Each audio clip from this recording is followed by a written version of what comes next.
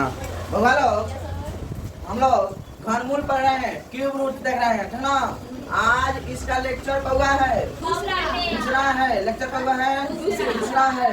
घनमूल में हम लोग 6.1 को देख रहे हैं, 6.1 को देख रहे हैं। आज इसका लेक्चर बउआ है दूसरा।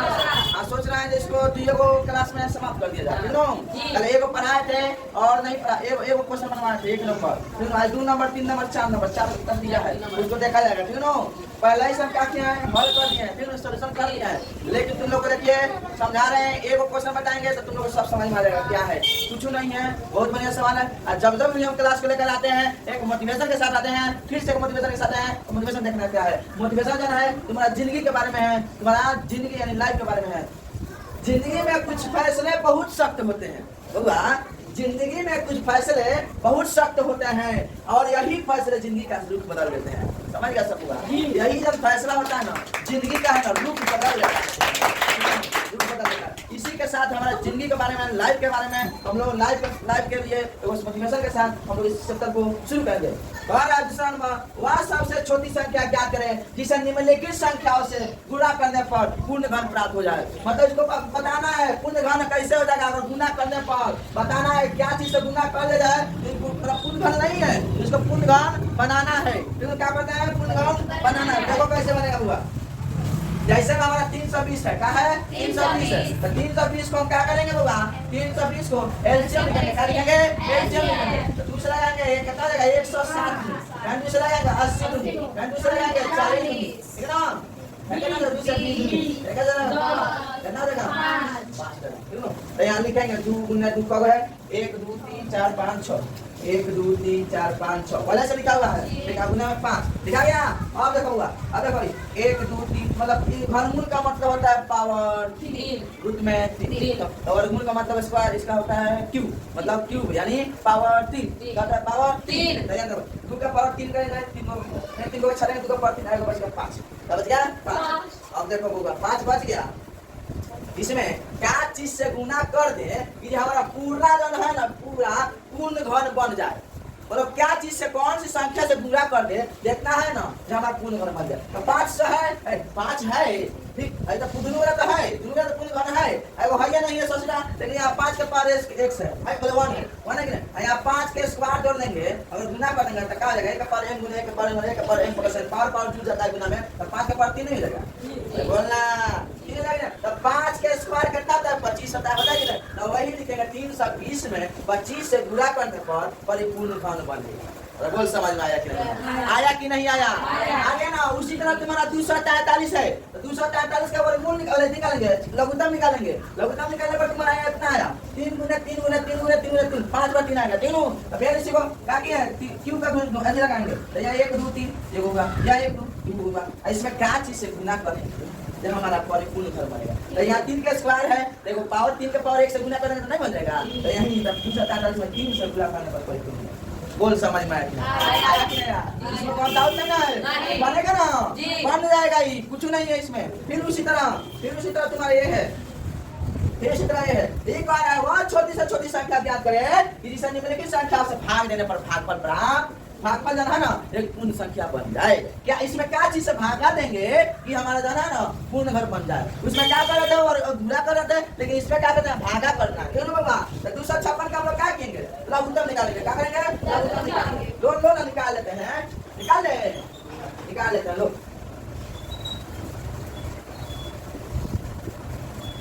256 का दूसरा कराएंगे 128 दूनी 256, धन से 64 दूनी 128, धन से 32 दूनी 64, धन से करेंगे 16 दूनी 32, धन आते हैं 16, 2 चौका 8, 2 दूनी 4, बोलो कौन निकाल 1 2 3 4 5 6 7 8 गो, 1 गो 2 गो 3 गो 4 गो 5 गो 6 गो 7 गो 8 गो, 8 गो तो है कि नहीं है, है कि नहीं है। तो इसी को देखो ट्रिपल इसका पावर क्यूब करेंगे, देखो 2 का पावर 3 गुना 2 का पावर 3 गुना 2 का स्क्वायर करेंगे, ठीक। देखिए लास्ट में 3 3 6 2 आता है, तो इसमें क्या चीज से भागा देंगे देखो हमारा खत्म हो जाए बोलना।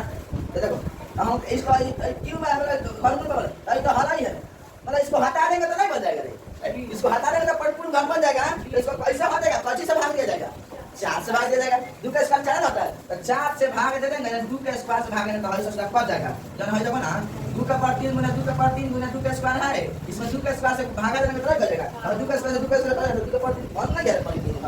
यही यहाँ लिखेंगे 256 में 4 से भाग देने पर परिपूर्ण। गोल समझ में आया कि नहीं? और दिक्कत है इसमें?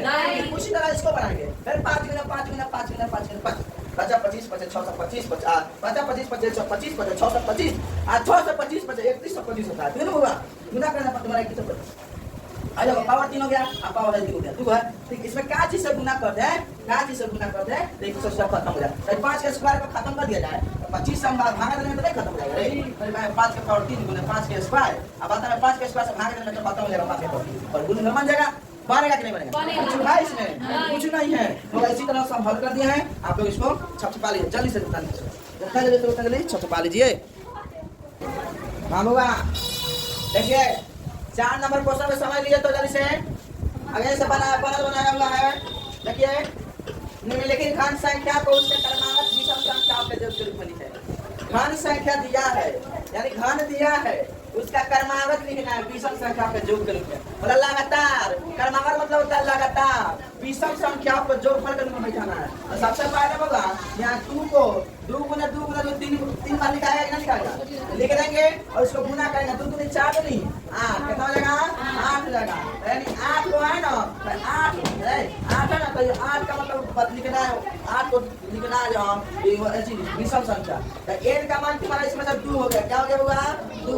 तो पहली विषम संख्या का फॉर्मूला होता है n × n - 1 प्लस का 1, n × n - 1 प्लस का 1। देखो तो मान भर दिए हैं, कतारे हैं तो 3 आया है। 3 के बाद में तुम्हारा विषम संख्या क्या होता है? 5। कहता है 5, तो 5 में 3 जोड़कर कितना होगा? 8 हो जाएगा। कितना जाएगा? 8।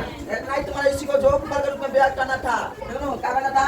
इसी तरह 4 का पावर क्यों है तो इसको तुम्हारा 4 गुना 4 लिख दिया और 64 हो गया। 4 जगह 16 14 64 n का मान तुम्हारा 4 आएगा। पॉली विषम संख्या फॉर्मूला होता है n × n - 1 प्लस का 1। यू नो तो 4 मान भरने के बाद 13 आया। कहता है 13 है। 13 को क्या करना है? 13 के बाद में क्या होता है? 15 15 बाद में 17 17 बनाना है। इसको जोड़ने पर तुम्हारा 64 आ जाएगा। यू नो जो नंबर का आएगा 64। उसी तरह ये किया 5 गुना 5 गुना 5 125। n का मान कितना है? 5 आएगा। पॉली विषम संख्या n × n - 1 प्लस का मान काटेंगे, मान भर देंगे। मान भरने में कैसे आएगा? और इसको लिखना है जो फल के रूप में 21 के बाद कितना है? 23 23 के बाद 25 25 के बाद विषम संख्या 27 27 के बाद विषम संख्या 29 हो जाएगा। तो हमारा कितना आ गया होगा? 125 है। फिर इसी तरह 8 के पावर 3 को 8 गुना 8 करेगा और 512 होगा। कितना होगा? 512। n का मान कितना हो जाएगा? 8 होगा। और विषम संख्या का n × n - 1 प्लस का 1। देखो 8 × 8 माइनस 1 मान भर दिया 57। तीनों 57 वाले इसको तोड़ना है। 512 को जोड़कर के रूप में 57 वाले विषम संख्या 1 होता है। एक विषम संख्या 30 होता है। 30 5 होता है। 7 इसको जोड़ने पर 512 आ जाएगा। कितना होगा? बाबा आज 6.1 का अंतिम क्लास था, कल 6.2 को देखा जाएगा। आज के लिए इतना रहना दीजिए। देखो कहीं लाइक सब्सक्राइब करो सब। खाली हम बात बचाएंगे ना, ठीक सीख रहा है लाइक और सब्सक्राइब नहीं करता है सब। लाइक सब्सक्राइब कमेंट शेयर करो सब अपने अपने दोस्तों के पास। आज के लिए टाइम हुआ। थैंक यू, धन्यवाद।